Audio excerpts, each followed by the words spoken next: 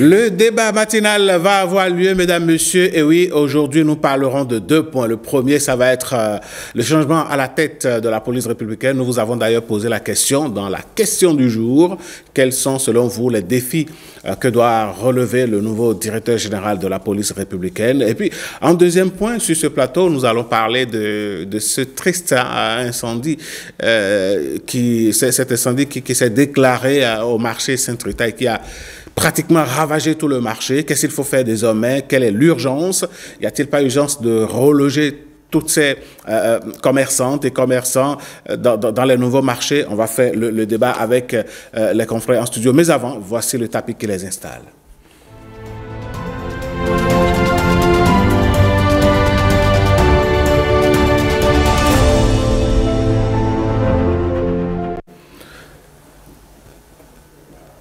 Alors, bienvenue donc dans ce débat matinal. Yves-Patrick Loco, bonjour. Bonjour, cher ami Alain Sochoubin. Vous n'êtes plus à présenter, vous êtes journaliste, vous êtes de la maison.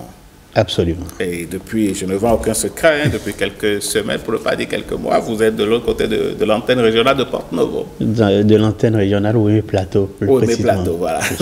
D'accord. Merci d'avoir accepté de faire le débat. Mais c'est situé à Porto-Novo quand même. Ouais, c'est normal. Vous êtes de la capitale. Voilà.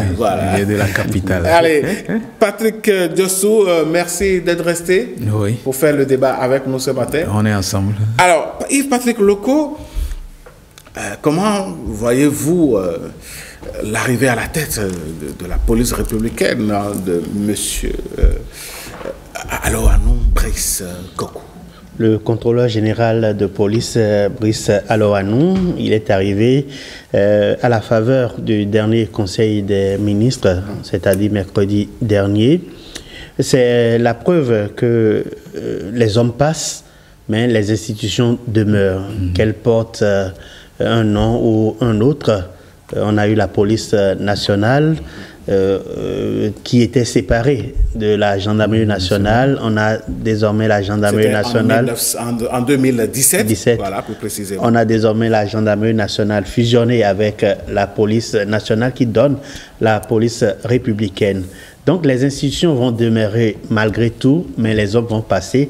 Et c'est la belle preuve avec cette arrivée à la tête de la police républicaine de Brice Alohanou. On nous dit qu'il a 6 principaux chantiers qui l'attendent. C'est ce que nous avons pu lire dans les journaux un peu proches de la police républicaine. Alors, Yves-Patrick Loco, je reste toujours avec vous. Quand on voit un peu aujourd'hui au plan national, je dirais, le visage de la sécurité, qu'est-ce que cela inspire et quelles sont les pistes sur lesquelles le nouveau directeur général de la police républicaine devra œuvrer le plus rapidement possible? Je parlais de 6 chantiers prioritaires dont on nous a parlé. Sûrement ceux qui étaient à sa passation, à sa prise de service vendredi dernier ont su détecter cela dans son propos, dans son discours. Je n'y étais pas, je n'ai pas suivi l'ensemble de son discours. Mais ce qui est urgent, c'est, et il a dit, c'est la professionnalisation des policiers républicains, parce que ça ne va pas au sein de ce corps-là. C'est vrai, on a une police républicaine avec des gens qui font bien le travail. Il n'en demeure pas moins que des brebis galeuses peuvent se retrouver dans les rangs. Donc c'est d'amener tout ce monde-là à rejoindre le rang de ceux qui font déjà très bien le travail. Donc il doit professionnaliser la police républicaine. Il y a des pratiques qui étaient dénoncées par les populations. Il va falloir que toutes ces pratiques-là soient reléguées désormais au dernier rang ou soient éradiquées totalement. Hier soir, par exemple, je ne vends aucun secret. Hier soir, j'étais dans un endroit où j'ai vu des jeunes qui étaient en train de fumer la cigarette, qui est une drogue socialement admise, mais ça peut compromettre et leur santé et la santé de ceux qui sont dans l'environnement. Les policiers leur ont fait cette remarque-là. Mais en observant, j'ai vu que les policiers sont allés au-delà Ce qui est interdit, j'ai vu des policiers fouiller des portables des jeunes hier, par exemple, alors que il y a eu un communiqué de l'ancien directeur général, l'inspecteur général Soumaïla Yaya, qui interdisait la pratique. Pas plus tard qu'hier, j'ai remarqué. C'est dire que malgré tout ce qu'on dit, il y a des policiers qui ne sont pas encore prêts à suivre les directives. Donc, il va falloir que le travail s'oriente vers ce niveau-là, vers cette manière de faire des jeunes policiers surtout. Les jeunes recrues. Les jeunes recrues surtout. Je crois que ça ne va pas en leur sein. Ça ne va pas en leur sein. Je ne sais pas si vous avez eu l'occasion d'échanger avec de jeunes policiers, et des fois l'arrogance, les Ivoiriens parlent de mal-parlage, excusez le terme. Bon, c'est peut-être la fougue d'être désormais élément de la police républicaine, dépositaire de l'autorité publique, mais bon, ça a quand même des limites, il faudra le leur dire. Et plus spécifiquement, vous avez parlé de la partition de la police dans les défis sécuritaires. Je crois que cette partition-là, elle est énorme, elle est importantissime. Il va falloir vraiment, avec tout ce qu'on a comme défi en matière de sécurité, il va falloir que la police s'investisse réellement. Les autres choses sont importantes. Hein. Vous voyez, moi qui vais retourner peut-être à Porto-Novo tout à l'heure, vous allez voir, c'est peut-être tout le commissariat qui est déversé dans la rue pour faire... Si on apprend aux citoyens à respecter le couloir, c'est-à-dire les motocyclistes par exemple, on n'a pas besoin de déverser tout un commissariat pour faire une haie humaine, pour monter le couloir, tout au long de la chaussée. C'est sûr qu'il y a d'autres urgences au commissariat, mais si tout le monde déserte le commissariat pour cette activité de sécurisation routière, il y aura peut-être d'autres problèmes qui ne seront pas réglés. Donc il y a beaucoup de choses à faire et c'est ces défis-là qui attendent réellement le nouveau directeur général de la police républicaine. D'accord. Alors, Patrick Djossou, il n'y a pas si longtemps, la population béninoise a été témoin quand même de nombreuses bavures policières. Oui. On est allé jusqu'à parler d'abus de pouvoir de la part de certains éléments. Hein, voilà, certains, je le précise encore, certains éléments de la police républicaine. Est-ce que vous pensez que le directeur général, le nouveau, l'inspecteur général Brice Alohanou pourra, dans une certaine mesure, juguler le phénomène? Parce qu'on a vu quand même la sortie du ministre de l'Intérieur qui dit ben attention, si ça se produit encore dans ces conditions-là et tout, il y a même le risque de radiation qui est brandi sur la tête des policiers. Est-ce que vous pensez que le nouveau directeur général peut en faire un cheval de bataille? Oui, a priori, je dirais que je lui accorde déjà, sans le connaître, le crédit qu'il est là pour pouvoir mieux faire. Parce que s'il est là et qu'il ne fait pas l'effort de mieux faire que son prédécesseur, il aura des comptes à rendre à l'histoire. C'est comme ça. Ce n'est pas... C'est déjà comme ça dans tout ce que l'on fait. Donc, lorsque vous êtes appelé à une fonction, votre crédit actuel, lorsque vous êtes appelé, c'est mieux faire que celui qui vous a précédé. Sinon, vous n'avez pas de crédit actuel. Et on ne va pas vous accorder du crédit par rapport à votre crédibilité, par rapport à ce que l'on peut avoir comme confiance en vous. Il faut forcément apporter un plus. Oui, il faut forcément apporter un plus. Et je ne vais pas m'amuser à parler de son nom de famille. Alohanou, la main qui forme, la main qui fait, la main qui pose l'acte. S'il est venu comme Alohanou, il va poser un acte qui va marquer. Et l'acte qui va marquer, c'est retrouver la confiance que les citoyens doivent avoir par rapport à leur police, par rapport à ceux qui sont affectés à leur sécurité, ceux qui doivent s'assurer de leur sécurité. Si la population se sent en insécurité face à ceux qui doivent assurer sa sécurité, il y a quelque chose qui ne va pas. Donc, il a ce défi à relever. C'est un pari qu'il doit gagner automatiquement. Mais c'est un pari qui va même au-delà de tout. Yves-Patrick Loko a parlé tout à l'heure de 6 priorités. Je n'ai pas la liste, moi non plus. Mais moi, je me fais cette liste, j'ai refait mentalement une autre liste de 6 priorités. Et la police, quand on parle de police, ça fait P-O-L-I-C-E, ça fait 6 lettres. P, il faut qu'elle soit performante, cette police maintenant. P, la performance et la perfection. Elle n'est pas de ce monde, la perfection, mais la performance. Il faut qu'on sente que chaque policier, que chaque agent de police vibre vers la performance. Oh, l'organisation. L'organisation, on a une impression, Yves-Patrick Loko vient de le dire. Ce n'est pas que je répondis sur chacune de ces paroles. Mais allez-y, encore que vous avez le droit, hein, mon cher ami. Il dit, vous avez une impression que les commissariats sont vidés pour qu'on puisse s'occuper de la circulation. Qui est également importante. Hein? La circulation est importante, elle est très importante. Oui, mais si on a cette impression, on se demande, mais est-ce qu'il y a au moins des gens qui gardent ceux qui sont en garde à vue au commissariat?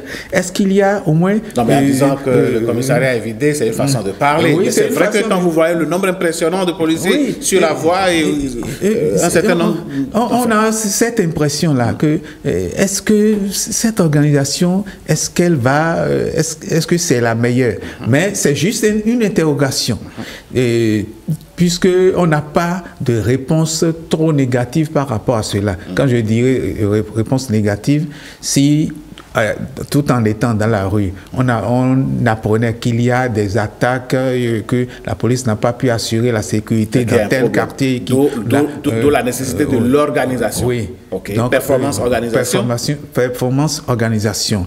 Alors, la loyauté et la loyauté envers la loi par rapport à eux-mêmes et la loyauté envers tout ce qui est éthique, morale.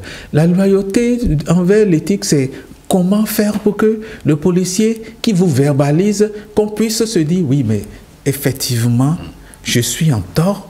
Il a raison de me verbaliser. Mais lorsque vous vous retrouvez en situation où vous vous posez des questions, mais qu'est-ce que j'ai fait? Je n'ai rien fait. Là, il y a quelque chose qui ne va pas. Cela signifie que sa loyauté envers l'éthique, sa loyauté envers la morale, sa loyauté envers les lois peut être à équivoque. Vous êtes sur une voie et vous évoluez tranquillement comme, je dirais, un citoyen lambda. Et parce que vous êtes... parce qu'on a envie de vous verbaliser, on vous arrête et on invente quelque chose. Ça arrive. Oui. Et ça, je ne dis pas que ça n'arrive pas. Et parlant d'invention, parfois on a bel et bien l'impression que ces derniers temps, la chose prend de l'ampleur, parce que je vous donne un exemple. On parle de respect des couloirs de circulation. Tout à fait. D'accord. Oui. Vous êtes dans votre couloir, je suppose que vous êtes dans le feu, vous avez quitté, comment je vais dire, la présidence pour le carrefour Sonnel. Oui. D'accord. Et vous êtes motocycliste, vous roulez, vous êtes à votre droite. Oui. D'accord. Vous y allez. Sauf que, arrivé au carrefour, vous devez pouvoir aller à gauche en allant vers, je ne sais pas, la pharmacie Kangezo. Oui. Alors, on vous oblige à rester à droite en attendant que le feu s'allume. Et c'est quand le feu s'allume que tout le monde doit partir, que vous allez pouvoir bifurquer pour aller à gauche. Et si vous vous positionnez à gauche avant ça, vous êtes verbalisé. C'est déjà arrivé même à des collègues dans cette maison. Alors, on se pose la question de savoir, est-ce que la police, entre la police et la population, qu'est-ce qui méconnaît le code de la route? Oui, c'est une grande question. Et ça, l'exemple que vous venez de donner, c'est un exemple qui a fait le tour. Enfin, ou carrément, vous êtes au volant de votre véhicule, vous voulez dépasser l'autre, le temps de dépasser, de vous rabattre, on parle de non-respect du couloir de circulation. Est-ce que le code de la route a été réinventé en République du Bénin? C'est une grande question. Donc, à telle enseigne qu'on ne sait même plus comment rouler. Le citoyen lambda se pose des questions. Et c'est grave si on doute de cette loyauté de la police. Ça, c'est elle. Comment la police se fait enfin, il faut qu'elle puisse être impeccable. Mais lorsqu'elle est impeccable, il faut que ce que l'on lui reproche ne puisse pas dépasser juste, ah oui, il a quand même respecté la loi, il a voulu jouer, il est resté peut-être plus royaliste que le roi, plus loyaliste que la loi même. Non, mais lorsqu'on se retrouve en situation où on se repose des questions, la police n'est plus impeccable. Laissez la confiance. Le mot est très fort. Il faut que la police retrouve la confiance enfin, que la population retrouve cette confiance-là qu'elle a en la police. Il faut que la police aussi retrouve cette confiance qu'on lui accorde. Dès qu'on voit un policier, on doit avoir confiance. Oui, il est là pour assurer notre sécurité. Mais lorsqu'on voit le policier, l'agent de police, et qu'on a peur automatiquement, sans rien faire, il y a quelque chose qui ne va pas.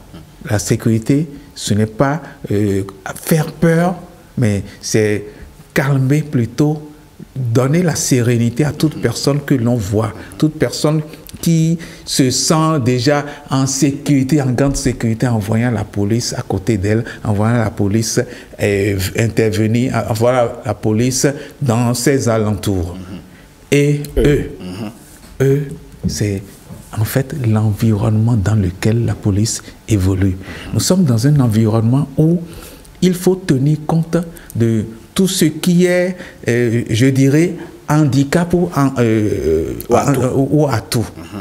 Lorsque vous êtes dans un environnement où toute la police est braquée, c'est cette impression qu'on a, que la police est braquée envers les populations. La police est aux aguets pour veiller, non pas veiller, mais surveiller. C'est différent. Veiller à la sécurité, mais surveiller. Donc, la police surveille chaque geste fait par la population. Pour voir qui tombe dans le panneau. Oui, pour pouvoir qui tombe dans le panneau. La population se retrouve dans un environnement un peu trop...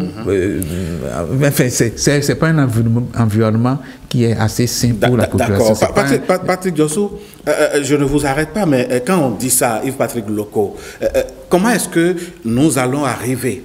La police elle-même, la police républicaine, appelle la population à ce que nous appelons la coproduction de la sécurité. Oui. Comment est-ce que nous pouvons avoir cette coproduction de la sécurité entre la police et la population quand la même population a l'impression que la police est braquée contre elle, pour emprunter le thème de Patrick Diossou, quand la population a l'impression que la police, une fois qu'elle est dehors, c'est forcément contre les populations. Comment est-ce que cette collaboration peut avoir lieu dans une telle ambiance?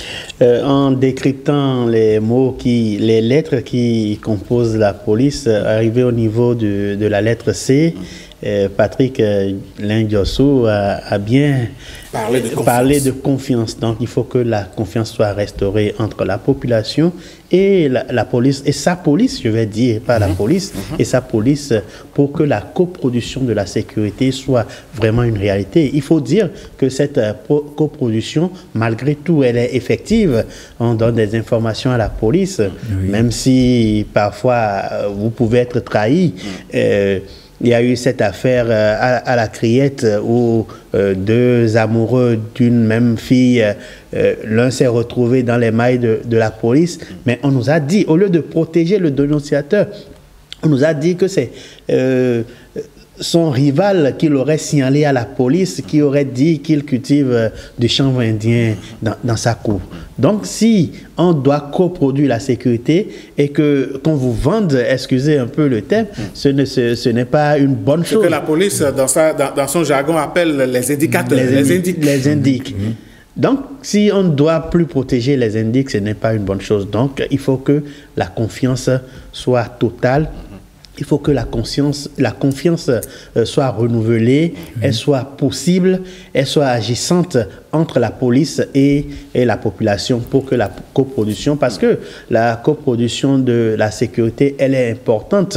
Aujourd'hui, c'est les forces de défense qui sont au charbon pour la lutte contre le péril que vous savez. Oui. Mais il n'en demeure pas moins que la police républicaine aussi a été confrontée à des attaques.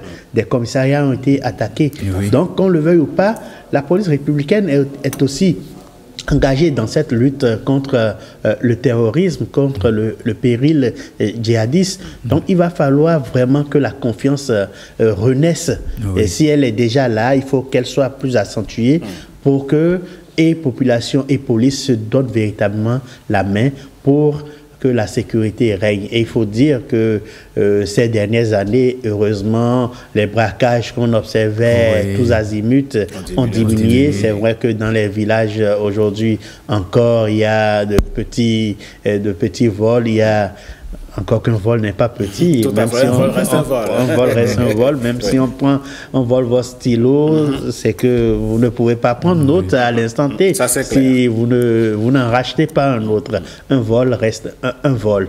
Donc, il y a des vols dans les villages, on en entend parler, des motos qui continuent d'être braquées dans des localités. Dans le même temps, la police arrive quand même à déceler à démanteler les réseaux de voleurs, de faussaires. Mais l'autre chose que j'ai envie de dire, je voudrais rappeler une parole, sinon quelques propos du président Patrice Talon en 2016 ou en 2017, si j'ai bonne mémoire, où il disait « Nous allons travailler de sorte que à la vue de policiers, le citoyen ne détale plus, que le citoyen ne cherche plus à se faufiler, à tourner à gauche, quand la police tourne à droite, à trouver une rue rapidement pour échapper à la police. Installer la confiance. Mais au fil des temps, à un moment donné, la police a cultivé cette image où vous voyez quand vous tombez en panne, par exemple, dans la circulation, c'est la police qui vient vous aider à dégager le véhicule. Il y a une sorte de courtoisie et cette belle image a commencé par être imprimée à la police.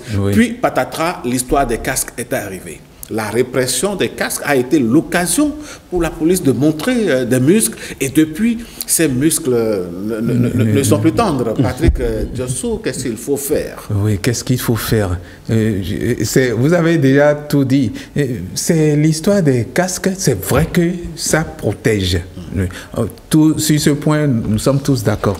Le casque protège. Il faut avoir le casque, il faut les porter. Même quand vous avez votre véhicule, moi j'ai un casque dans mon véhicule. Et au cas où je peux sortir, aller à zéro. Quelques courses rapides. Voilà, c'est comme ça. Il faut avoir son casque, il faut le porter. Mais c'est la répression qui a été un peu rude. C'est vrai aussi que les Béninois sont têtus. Ah ben oui, ça j'allais en venir. Parce que est-ce que Patrick Diossou et Yves Patrick Loco, je vous pose la question à vous tous deux, est-ce qu'en 2025 on est obligé de dire encore à un motocycliste de ne pas circuler sur la chaussée et de prendre le trafic local? Est-ce qu'on a besoin de sortir des policiers? Encore qu'on n'a pas de... On a des trafics locaux, mais on n'a pas de pistes cyclables. Mais on fait la confusion. On fait avec... Oui. Vous voyez des gens qui continuent de brûler le feu, qui ne respectent pas... Alors, dans ces conditions, parfois les policiers sont énervés. Voilà. Il faut appeler... Est-ce qu'il ne faut pas appeler les populations, justement, à prendre conscience et à respecter ce qui est dit? Absolument. Sur ce point-là, vraiment, c'est déplorable. Vous voyez des gens... puisqu'ils sont habitués à la circulation, ils savent où exactement se trouvent les policiers. Voilà. Ils ont leur casque entre leurs jambes. Oui. Et c'est à l'approche du poste de police qu'ils mettent et juste après, ils enlèvent encore. Je ne sais pas pourquoi le casque n'est pas un objet superflu. On nous a dit que c'est pour nous protéger. Oui. Je ne vois pas pourquoi il ne faut pas mettre son casque. Il faut également de la sensibilisation à l'endroit des populations sur ce point-là pour que le port de casque soit systématique. C'est comme si vous vous habillez. C'est désormais comme incorporé à notre... C'est un accessoire indisponible, indispensable. Voilà. Absolument, c'est un accessoire indispensable. Donc, je ne vois pas pourquoi on doit continuer à ne pas mettre... On peut comprendre qu'on vole, peut-être vous avez quitté le boulot, c'est déjà arrivé, qu'on vole votre casque, vous n'avez peut-être pas les moyens, ou il n'y a pas de poste de vente proche, donc vous prenez le risque quand même, quitte à vous procurer un casque après. Mais vous avez le casque, vous ne le portez pas. Vous voyez le feu est rouge, vous décidé de passer. Oui, pendant que tout le monde est à l'arrêt. La nouvelle voie, qui n'est plus véritablement nouvelle, Ciné Concorde, c'est Kandji. C'est pas possible. Vous voyez des gens qui filent même pour traverser un carrefour. Là, la police a raison d'intervenir. L'autre phénomène, Patrick Diossou, sur lequel voilà, j'y arrive, il faut sensibiliser nos compatriotes. C'est les injures envers les policiers. Oui. C'est le manque de respect envers les policiers. C'est cette chosification du policier où on dit, bon, c'est parce qu'il n'a rien à faire, il n'est pas diplômé qu'il est devenu policier. Et le plus dramatique, c'est qu'on a vu, bon, on ne va pas relayer ça, mais... Concert, non, ce n'est même pas... Une étudiante en communication. Franchement, est-ce qu'à un moment donné, quelle que soit la patience dont fait preuve la police, les populations ne devrait pas marquer du respect pour ces hommes commis à notre sécurité? Je serais peut-être dur par rapport à tout cela. C'est une question d'éducation. Parce que moi, mon éducation ne me permet pas d'insulter à tout vent. Comme ça, toute personne, même quand je sens que la personne est en train de me brimer, l'insulter, ce n'est pas dans mes veines. Parce que j'ai reçu comme éducation, on n'insulte pas. Il ne s'agit pas de dire, on n'insulte pas une grande personne. Qu'elle soit grande ou petite, on n'insulte pas les gens. On n'insulte pas les gens. Mais tant que les populations ne vont pas comprendre que l'insulte, c'est du bas niveau, on va continuer toujours à entendre des insultes envers des autorités, envers la police. Je ne dis pas que quand quelque chose est mal, il ne faut pas en parler. Mais il y a la manière de le dire. Il faut trouver les mots qui puissent être des mots qui ne puissent pas être des mots injurieux. Parce que l'injure, c'est une blessure orale et une blessure morale en même temps. Et c'est puni, hein? C'est puni par la loi. J'ai l'impression que les gens savent pas. C'est puni. Mais les gens ne le savent pas. L'autre phénomène, c'est que vous avez des jeunes, dès qu'ils sont interpellés, ils sont en moto, ils font leur zoom, comment vous appelez ça, leur zéro. La police arrive à les arrêter. Le gars commence par insulter le policier ou bien il dit, bon, j'appelle quelqu'un et puis on va débarquer au commissariat. Est-ce que c'est normal? J'appelle quelqu'un, j'ai vécu ce phénomène-là. Aujourd'hui, il est commissaire de police. J'étais avec lui, un ami policier. Bon, on a des amis policiers. Ça veut dire que... Mais nous avons des amis policiers, nous avons des frères policiers. Les policiers sont nos parents. Voilà, il faut le dire. À l'époque, il était inspecteur de police. J'étais en train de manger avec lui quelque part. Un jeune l'appelle. Allô, grand frère, un policier, un vieux, vient de m'arrêter. Il y a un policier, un V, tu as fait quoi? Non, j'ai juste passé le feu. Ah, il a un V. C'est son frère là qui lui répondait. Il a un V. Tu sais comment il s'est débrouillé pour avoir ça? Allez régler ça là-bas. Il a appelé tout le temps qu'on est resté ensemble. Il dit, il ne faut pas donner cette caution-là. Quand quelqu'un fait mal, on appelle un policier pour régler. Ça n'éduque pas. Ça va le faire récidiver. Oui. Il va savoir que chaque fois qu'il commet une infraction, chaque fois qu'il insulte il y aura toujours quelqu'un pour le protéger. Toujours quelqu'un pour le protéger. Donc c'est pour ça, parfois vous appelez les policiers pour intervenir. Ils n'interviennent pas. Vous débrouillez pour régler. Et c'est pour ça il faut justement être réglo avec la police. Oui. Et parfois, même quand vous faites des erreurs, vous pouvez faire profil bas. Bien sûr, bien sûr. Et le policier, ce n'est pas le monsieur qui ne comprend rien du tout. Voilà, il y en a qui sont tellement humanistes, tellement gentils parmi les policiers. Et je voulais rebondir rapidement sur la phrase, vous avez rappelé une phrase du président Patrice Talon qui disait qu'il faut que désormais, quand la population, un citoyen voit la police, elle se sent en sécurité. C'est vrai, c'est des professions de foi. Je lui donne hâte. Jean-Florentin Ferliero, ancien ministre de l'Intérieur, je crois, quand il a été désigné pendant la transition, en se levant, j'ai lu ça quelque part, il a dit, désormais, moi, ministre de l'Intérieur, plus aucun citoyen ne sera brimé. Mais le PCB a fait remarquer qu'il a dit, et quelques mois après, au marché de Comé, on a brimé des populations, les commerçantes pour cette affaire de patente ou des redevances. Et ça s'est multiplié dans le Koufo, après dans le Mono, dans le Zou. Donc, les autorités, les dirigeants, les responsables ont bien envie que les choses aillent dans le bon sens.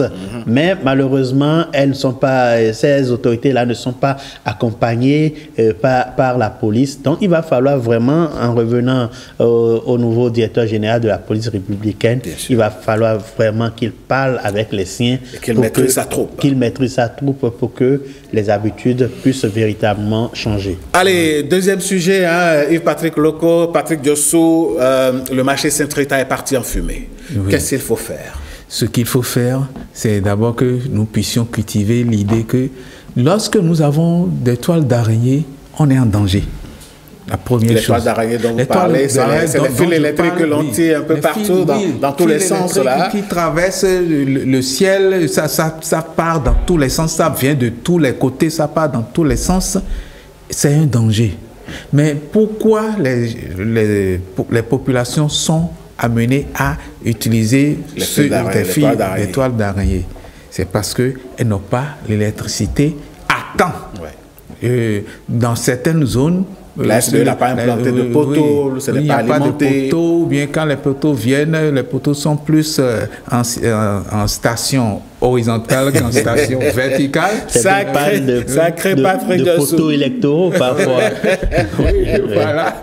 Donc, c'est ça. Ce n'est pas pour jeter du tort à la SBE, mais il y a des zones, même encore en plein Cotonou, où ils n'ont pas totalement encore accès à l'électricité et continuent d'utiliser les toiles d'araignée. Mais je crois que petit à petit, le programme est en train d'arranger de telle manière que dès que l'asphaltage, le projet d'asphaltage vient à une zone, les toiles d'araignée disparaissent. Ça, il faut le reconnaître. Mais d'autres zones continuent d'être encore, même quand le programme s'approche, ces gens, ils sont réfractaires, ils ne veulent pas aller à quelque chose qui soit vraiment loyal, qui soit réglementé, qui soit légal. Non, on continue de prendre chez le voisin, chez le... Et puis bonjour les dégâts.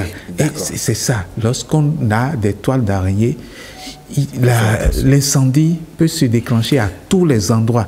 Surtout pour un marché. Pour un marché. Et Patrick Loko, le gouvernement a construit de nouveaux marchés, ça c'est un secret de Polichinelle. Ourogadé n'est pas loin de Saint-Rita. Est-ce qu'il ne faudrait pas penser reloger les commerçants dans ce nouveau marché ou bien dans d'autres nouveaux marchés du pays? Oui, j'ai posé la question à un des responsables de l'ANAGEM qui m'a dit il y a assez de place pour tout le monde. Même les anciens qui ont été relogés entre-temps, qui ont été déplacés pour la construction des marchés. Dieu merci, tout le monde a eu sa place. Il reste encore des places à pouvoir, parce que vous n'êtes pas sans savoir que le marché d'Antokpa sera délogé. Oui. Voilà, le marché de gros, enfin, sera démembré. Et il y aura une partie au stade de l'Amitié, il y aura une partie à Glo. Oui. Donc, je crois que le recensement, c'est vrai qu'entre-temps, des escrocs, des arnaqueurs sont entrés dans le jeu pour faire miroiter la possibilité de gagner des places à des gens. Et l'ANAGEM a tout fait de faire un communiqué, de lancer l'alerte.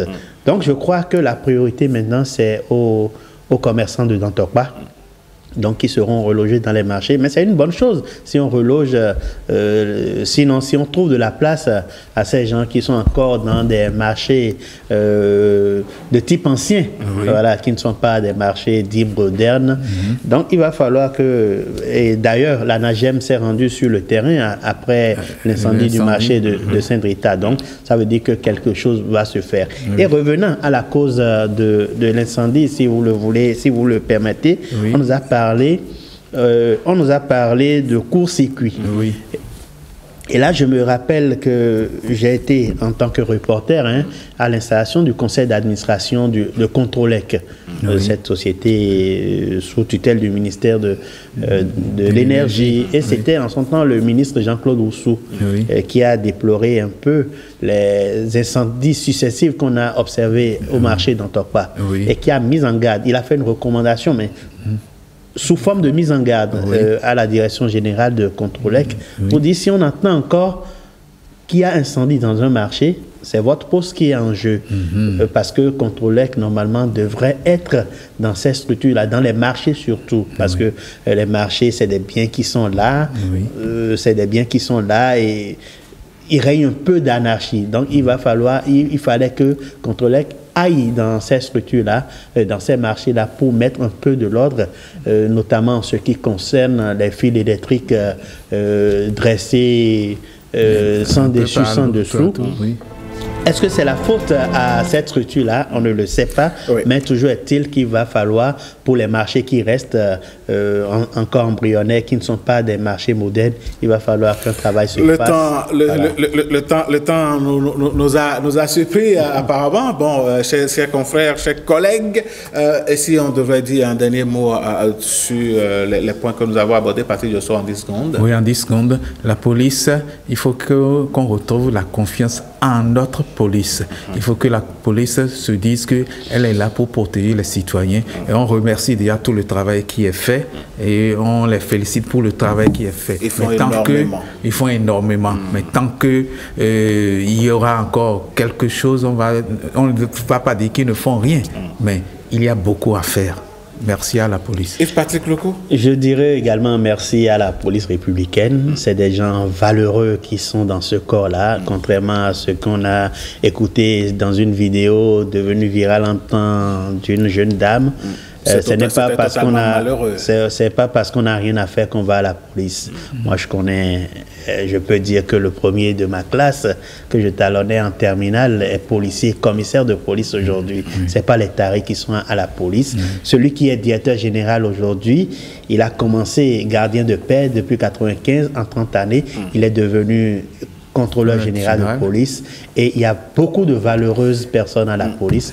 Force à la police et que le travail continue de plus belle. D'accord. Allez, on va accueillir Maurice Tantan qui a collecté pour nous les avis des internautes. Mesdames, Messieurs, nous vous avons justement posé la question. À votre avis, quels sont les défis que le nouveau directeur général de la police républicaine doit pouvoir relever? Et vous avez certainement répondu. Maurice, mon cher Maurice Tantan, bonjour. Bonjour Alain Sotoumé, bonjour à tous et bonjour à toutes. Les défis que le nouveau directeur général de la police républicaine doit relever ont été partagés, en tout cas selon l'avis des internautes avec nous sur nos différentes plateformes sur les réseaux sociaux. Il faut dire en premier lieu ce qui revient souvent, c'est la proximité, donc rétablir la confiance, si je peux le dire ainsi, entre la police républicaine d'une part et les populations d'autre part, pour une collaboration entre ces deux entités-là, on va dire. Et puis, il y en a qui ont insisté beaucoup sur les conditions de travail des agents de la police, qui ont insisté sur la formation, notamment la formation continue de ces agents-là, et aussi, évidemment, la sécurité qui doit être primordiale en termes de défis que le nouveau directeur général de la police républicaine doit relever. On va prendre les avis très, très rapidement. Pierrot Sovi-Kodja nous écrit que le nouveau directeur général de la police républicaine devra prioriser le renforcement de la confiance entre la police et la population en améliorant la proximité, l'écoute et le respect des droits humains. Il devra aussi lutter contre l'insécurité croissante, notamment dans les zones rurales, afin d'assurer un environnement de vie plus serein pour les citoyens. Autre commentaire sur la question du jour, Aïkwe James Ketevi nous écrit: quand j'entends les prouesses de notre police républicaine, j'en suis fier. Donc félicitations à eux tous. Donc parlant des policiers, au nouveau directeur, je demande qu'il revoie l'âge minimum d'entrée dans la police, puisque je connais des gens, écrit-il, qui n'ont pas encore 35 ans et ne peuvent postuler malgré leur détermination à servir dans la police. Parfait Zinvoedo nous écrit que le nouveau directeur général de la police républicaine est un habitué de la maison et il connaît donc les défis qui l'attendent. Parmi ses priorités doivent figurer la gestion efficace des effectifs, la lutte contre l'insécurité, le renforcement des liens avec la population ainsi que la formation des agents pour faire face aux menaces terroristes. Alès Ntangou nous écrit « Toutes mes félicitations pour sa nomination à ce poste. C'est une occasion pour lui de prouver ses capacités à éradiquer les différents maux qui minent cette corporation sensible. » Alès Ntangou nous dit « Le nouveau DGPR fera face à plusieurs défis et parmi ceux-ci, le citoyen lambda ne voit que les bavures et le renseignement au niveau de nos frontières qui est marqué par la perception d'argent chez des passagers étrangers qui ont ou pas de carte d'identité. Donc voilà les défis selon cet internaute. On va prendre un dernier commentaire signé Barnabas Anangovo. Il nous dit les défis auxquels le nouveau directeur général de la police républicaine devra faire face sont nombreux et peuvent être répartis en plusieurs catégories. On va en citer 3 rapidement. Il parle du renforcement de la sécurité et de la lutte contre la criminalité urbaine, les violences et le banditisme constituent des défis permanents pour la police. Il devra donc mettre en place des stratégies efficaces pour réduire ces phénomènes tout en adaptant la police aux nouveaux types de criminalité comme la cybercriminalité. Ensuite, l'amélioration de la relation police-population. Il est crucial de restaurer et de renforcer la confiance, écrit-il, entre la population et la police. Cela passe par la lutte contre la corruption au sein des forces de l'ordre, l'amélioration de la transparence et la promotion d'une police de proximité. Enfin, la modernisation des moyens et des infrastructures. Le DGPR devra s'assurer que la police républicaine soit bien équipée avec des outils modernes et des technologies adéquates pour relever les défis sécuritaires d'aujourd'hui. Cela comprend, écrit-il, aussi la formation continue des agents pour s'adapter aux nouvelles exigences de ce monde. Voilà donc, mon cher Alain, chers amis, ce que nos amis internautes ont pensé de la question du jour relative aux défis à relever par le nouveau directeur général de la police républicaine. Merci, cher Maurice Tonton, et merci à nos amis internautes qui sont avec nous et nous suivent de près. Merci à vous pour l'attention. Mesdames, Messieurs, ça va être tout pour le débat de ce matin. Merci d'avoir participé donc de votre position à ce débat. On se retrouve demain pour une autre discussion, pourquoi pas. Pour l'instant, on va dresser le tapis pour la revue de presse.